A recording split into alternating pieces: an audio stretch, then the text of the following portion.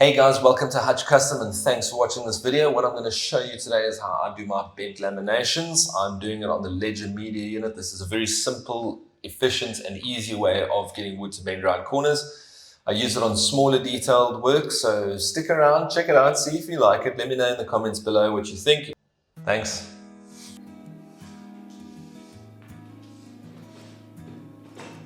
So what we're going to start with is the form, and this is the threshold of everything that you do with laminate bending. I mean, this is the form that everything's going to go around. So if this is wrong, everything's going to be wrong after that. You want to make sure that that is 100% right.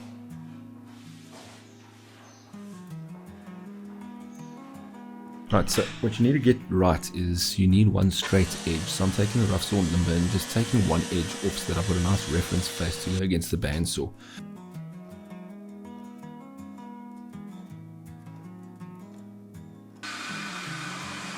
So jumping onto my mighty old steed with the wrong blade, mind you, I'm ripping these down to about 5mm thick strips just so that we can get a nice thin workspace to work with. After you're going to do that, you're going to want to run it through the thicknesser. This is to try and get everything nice and flat on both sides and also trying to get it to a uniform thickness of 4mm. I reckon that running it through here knocks off the edges is just like sending your kids off to high school. Right, so you saw me earlier switching the steam bender on. Now, after it's been milling for a little bit, it's got to about 95 degrees Celsius. You want to try and get it to 100 degrees, but it's never going to happen on mine. Leave it in for about 5 minutes, and then after about 5 minutes you can take it out and the wood will be a lot more supple.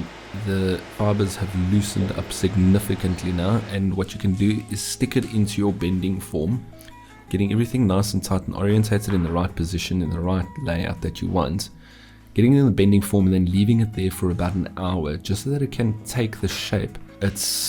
While it cools down, it just then solidifies where it wants to go. As you can see now, taking it out the bending form and everything kind of stays in the right place. So after leaving it to dry out for about an hour, I'm gonna put some glue on both sides of the laminates so that you got a nice glue coverage. I'm using Tight Bond glue, Tight Bond 3. Gives you a little bit more open time to work with, so you don't have to rush this step. You can get it all done nice and smoothly, all the edges lined up evenly, all the wood covered nicely with glue so you don't have any gaps. And then what you want to do here, you can see, is I'm gonna clamp up as many places as I can. I'll do the corners and top with as many clamps as I have, just to try and get even pressure all the way around there and just knock it down a little bit, try and get it all flat.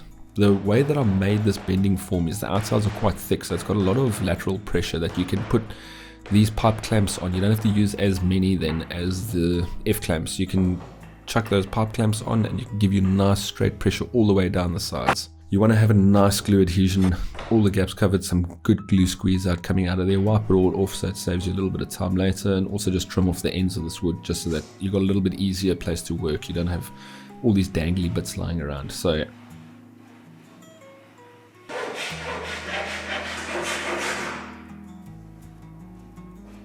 you can see I've changed the camera settings. Sorry about that, I didn't know it was going to be such a vast change.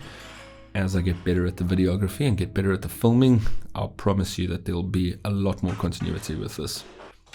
So I've left the laminates in the frame for about 24 hours so that they're nice and solid. Now you can see they come out, they're all stuck together, they hold their shape, there's no spring back whatsoever.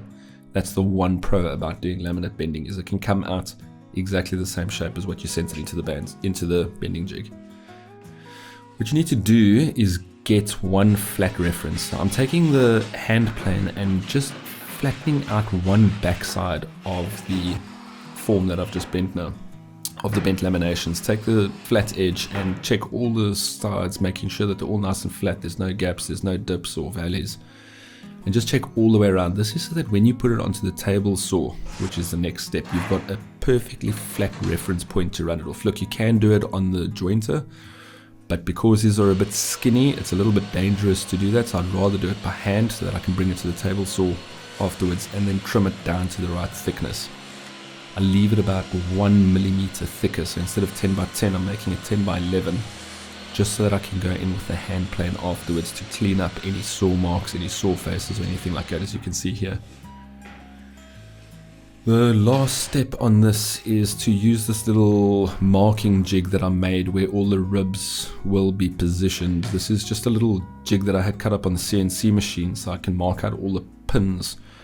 The male side of the rib will go into the receiving holes, I guess you would say, on the bottom side of this rail. So just tape it up nicely, get everything in the right position, and then you're going to start marking. I was lucky enough to get this Markle pencil while I was in the US at Maker Camp.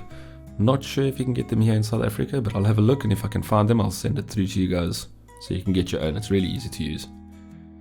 Then down to the drill press where we're gonna drill out these holes. I use this specific drill just to get a little bit of the way in, just to prevent any tear outs, and then I switch it over to a twisted drill bit so I can get a little bit closer to the bottom of the hole, because these are 10 by 10 and the pins on the ribs are about 8mm long, so there's only about 2mm left on the other side of this for me to play with. And then it's start assembling, putting the ribs in the base first, getting them all right size. As you can see, this is all done by hand, so a little bit of tweaking every now and then just to get everything to fit nice and properly and everything in place. One by one we go, and then after all of those ones are in, one fell over there, and then all of these are in, you can see that we start with the bent lamination on top, getting them to line up nice and properly, getting each rib in one by one. And I'll tell you what, it's not an easy task. This takes a little bit of time just to get used to it. Once you start going on the first few, then you start to get a little bit of a hang of how to do it and how gentle to be, and just going slow one by one makes all the difference. So yeah, that's pretty much the whole process of doing the bent laminations for the top of this ledger. It's the last ledger I'm ever going to make because it takes so long to make, but I've had a lot of joy making 3 of these guys, and I hope that everyone who has one in their house now enjoys it as much as I do. So yeah guys, thanks for watching. I hope you enjoyed it. I hope you learned something. If you've got any questions, if you've got any feedback, or you want to reach out and tell me a different way that you might think of doing this, please feel free. Let me know in the comments below. Hit like, hit subscribe, and I'll see you on the next video.